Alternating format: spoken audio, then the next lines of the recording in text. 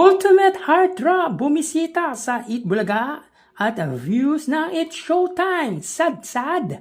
Yan ang pag-uusapan natin patungkol sa dalawang pananghaliang programa dito sa bansa, ang It's Showtime at ang Eat Bulaga. Pero bago yan at bago natin umpisa ng online viewership ng dalawang bigating noontime shows dito sa bansa, ay humihiling ako sa inyo na pakisubscribe ang aking YouTube channel. Paki-like and share na din po mga kaparokya para mas dumami pa po ang makapanood ng content natin. Maraming salamat po sa inyo mga kaparokya. So umpisahan po muna natin mga parokya sa highest viewership ng dalawang pananghaliang programa kanina. So para po sa It's Showtime, sila po ay may 77,000 highest views at ang Eat Bulaga ay 151,000 highest views. So tila sad-sad ang views ng It's Showtime kaninang episode kahit live at present po si Vice Ganda. So magpahanggang ngayon po mga parokya ay hindi pa po umaalagwa or makaalagwa ang views ng It's Showtime against sa Eat Bulaga. So punta po tayo sa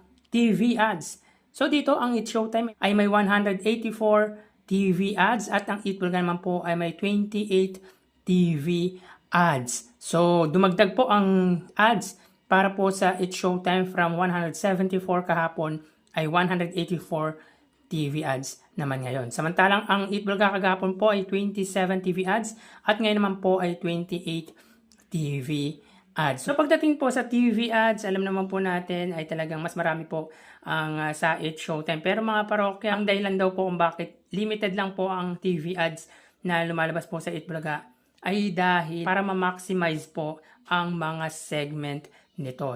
Tulad nga po ng Pera Fee, Sugod Bahay, Gimme 5, at That Loan. So kung titignan nyo mga parokya, kahit mababa ang TV ads na lumalabas sa Eat Bulaga ay malaki po ang pa-premyo nila. So meaning hindi po sila bother kahit onti lang po ang ads nila. At ewan ko po kung totoo po, pero parang may nabasa po ako na limited ang ads na kinuha po ng Eat Bulaga para po ma-maximize ang oras nito para sa apat na segment. So pagdating naman po sa pa-premyo mga parokya, ay tulad ng sinabi po natin, angat na angat po dito ang Eat Bulaga sapagkat meron po silang 180,000 pesos. Samantalang ang It's Showtime naman po ay may 85,000 pesos lamang. Sa 85,000 ng It's Showtime, 40,000 dito sa masasagot mo ba?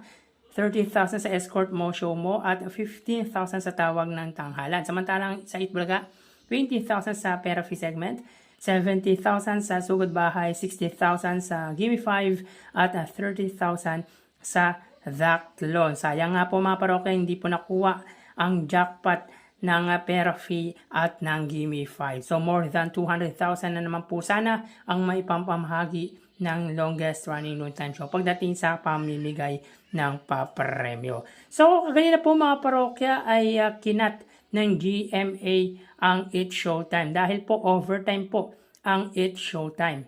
So bigla pong kinat ng GMA ang noontime show ng ABS-CBN at ni Vice Ganda.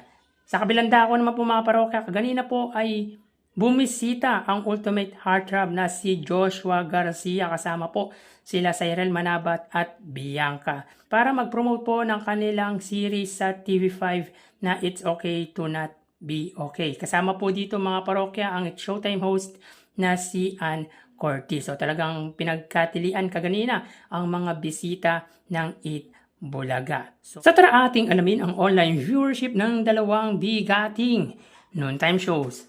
Para po sa Eat Bulaga, under TVJ Facebook page na may 3.4 million followers at sa It's Showtime naman po na may 19 million followers.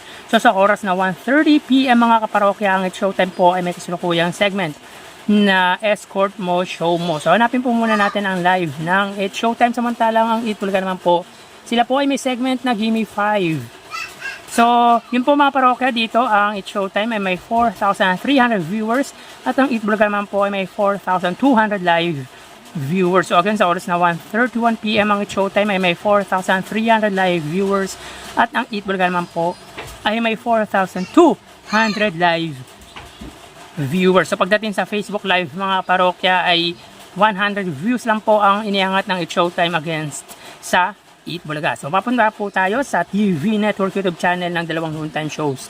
Unahin po natin ang It's Showtime. Under po yan sa GMA Network YouTube channel na may 39.6 million subscribers. So natagdagan po ang subscribers ng It's Showtime or ng GMA Network. Para naman po sa Eat Bulaga under TV5 YouTube channel na may 2.55 million subscribers. So sa oras na 1:32 PM ang It's Showtime under GMA Network, sila po ay may 23,000 viewers. Ang Eat Bulaga naman po under TV5 ay may 18,000 live viewers. So again, sa oras na 1:32 PM ang It's Showtime under GMA Network, sila po ay may 23,000 viewers at ang Eat Bulaga under TV5 ay may 18,000 live viewers. So pagdating sa TV Network YouTube channel, ay angat po dito ang GMA against sa TV5 ng 5,000 viewers. So mapunta po tayo sa main YouTube channel ng dalawang noontime shows para po sa It's Showtime. Under po yan sa ABS-CBN It's Showtime na may 2.67 million subscribers at sa Eat Bulaga under Eat Bulaga TVJ YouTube channel na may 1.59 million subscribers.